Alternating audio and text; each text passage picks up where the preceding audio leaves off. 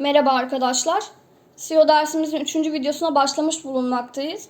En baştan bugüne kadar neler işledik hızlıca bir gözden geçirelim. İlk olarak SEO nedir'den bahsettik.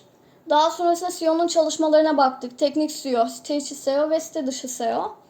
Sonra Googlebot'u anlattık. Teknik SEO'nun alt dallarına birazcık değindik.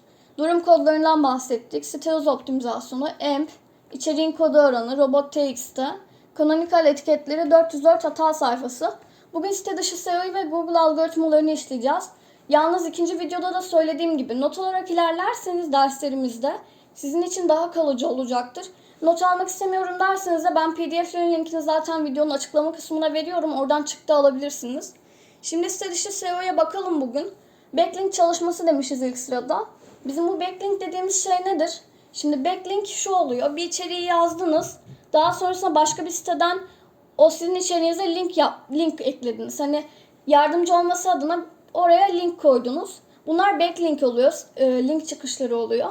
Peki bu link çıkışları bize ne gibi katkıları var, ne gibi zararlar verebiliyor? Bunlara da bakalım. Eğer doğru kullanılırsa siteye katkı sağlıyor bu backlinkler. Yalnız agresif şekilde backlink kullanımı yaparsanız bunun yararından çok zararı oluyor sizin sitenizde. Ceza almanıza sebep oluyor. Bu ceza ne demek? Buna da bakalım. Google veya diğer arama motorları algoritmik ya da manuel cezalar veriyorlar. Bu algoritmik nedir? Herhangi bir uyarı almıyorsunuz. Sitede trafik kaybı oluşmaya başlıyor. Direkt sayfanız altlara falan düşüyor. Buradan anlayabilirsiniz ki algoritmik bir ceza almışsınız. Manuel ceza diğer yönden daha iyidir. Direkt içeriğinize bakıyorlar falan. Size hangi neden dolayı ceza aldığınızı söylüyorlar. Manuel cezada. Bunun yanında kaliteli link kurgusu nasıl oluşturulur? Şimdi şundan da bahsedelim. Bir arkadaşınızın web sayfası var. Size diyor ki benim web sayfamdan link çıkışı yapabilirsin. Benim içeriklerimi de koyabilirsin. Size gidip yapıyorsunuz. Ama bunlar zararlı mı değil mi? Bunları nereden biliyorsunuz? Bunları öncelikle incelemeniz gerekiyor. Direkt koyduğunuzda sizin oradan ceza almanız mümkün olabiliyor. Çünkü şöyle düşünün. Daha önceden Google o sayfaya diyelim ki bir ceza vardı. Siz o sayfadan link çıkışı yaptığınızda bu sizi de etkileyecektir. Sonrasında zararlı linkleri nasıl tespit edeceğiz? Bunu Google algoritmaları kısmında işleyeceğiz. Anti-SEO dediğimiz şey var.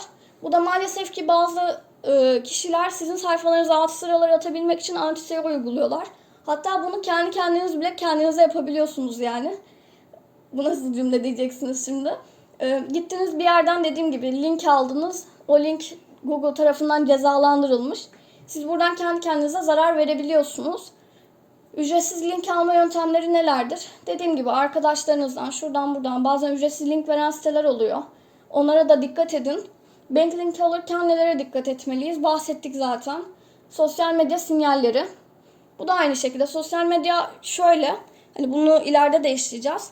Sosyal medya hesaplarınız üzerinden reklam yapmaya bakın. Bir yerden link çıkışı yapıp da o yapsın şuradan alayım falan demeyin. Zaten kaliteli şekilde içerik yazıyorsanız size başkaları sitelerine ekleyecektir. Zaman içerisinde yavaş da olsa büyüyeceksinizdir.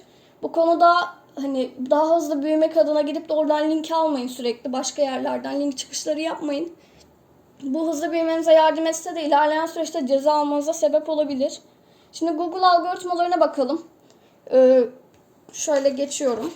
Google algoritmalarına isim verirken genelde hayvan isimlerini kullanıyor. Daha akılda kalıcı oluyor. Bunun yanında Penguin'i inceleyelim. Penguin siteye gelen linklerin doğal olup olmadığını inceliyor. Siz aldınız, onu koydunuz. Penguin ise bunun güvenilir olup olmadığını inceliyor. Bu kullanabilirsiniz. Google algoritmasını kullanabilirsiniz. Yine Panda algoritmasında bir sürü güncellemesi falan var. Bunlara bakabilirsiniz. Buradan en çok kullandığım, ben de kullanıyorum. Penguin'i kullanıyorum. Panda'yı yine kullanıyorum. Diğerlerine de bakabilirsiniz. Yine bunları not alın, aklınızda bulunsun. Bakalım. Yüksek kalite her zaman için önemlidir. Sitenizde orijinal olmaya çalışın. İlk derslerimizde de söyledik. Çalıntı içeriklerden uzak durun. Google algoritmalarının güncellemelerini nereden takip edeceğiz derseniz yeni güncellemeler sürekli aktif şekilde geliyor. Bunları Moz Google algoritma takip aracı var. Diğerleri Mozcast var. Google yetkililerinin Twitter hesapları. Yine buralardan takip edebilirsiniz.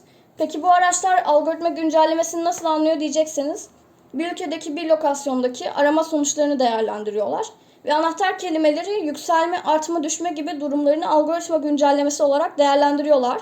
İlla bir araç güncelleme var dedi diye orada güncelleme olmuş olmuyor. Bunlara da dikkat edin. Yine dediğimiz gibi Google yetkilileri bir güncelleme geldiğinde Twitter hesapları üzerinden paylaşım yapabiliyorlar. Bunları takip edebilirsiniz.